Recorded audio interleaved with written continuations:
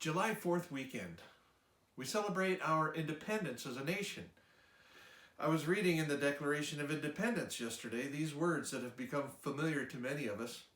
We hold these truths to be self-evident, that all men are created equal, that they are endowed by their Creator with certain unalienable rights, that among these are life, liberty, and the pursuit of happiness.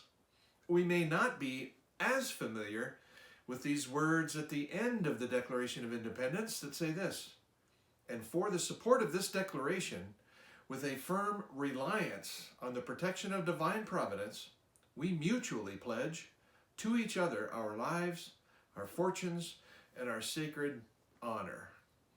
Wow, so the Declaration of Independence was made with a firm reliance, a firm dependence on God, and made in interdependence with other people. Independence Day in the United States celebrates our freedom as a nation, freedom that many people died to get and many soldiers have given their lives to protect. So freedom from what and freedom for what? For our country, the idea of freedom for independence really means independence from the oppression that would prevent true freedom for the individual. It was a declaration of independence for freedom from government and religious oppression, so that people could be truly free.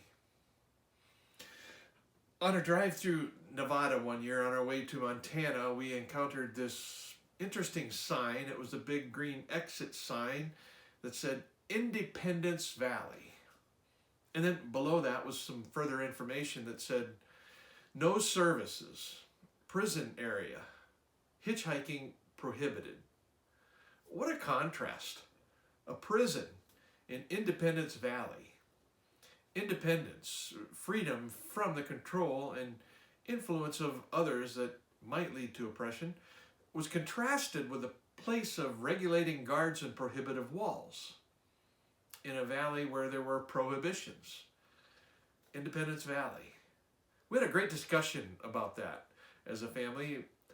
You know, if we personalize the idea of independence, could it be that unrestrained exercise of our own individual freedom and independence could actually become a form of imprisonment for us or for someone else?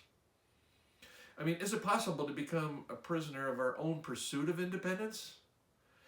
I mean, if we are left to invent ourselves and embrace the attitude, do whatever you want to do, I mean, that can really be costly. Independence sought just for me can really double back for a handshake with self-consuming bondage. We need freedom from that kind of Independence Valley. You know, our country's Declaration of Independence really carved the way that we could have a declaration of dependence on God. In God we trust. So here's my declaration today, really a declaration of dependence.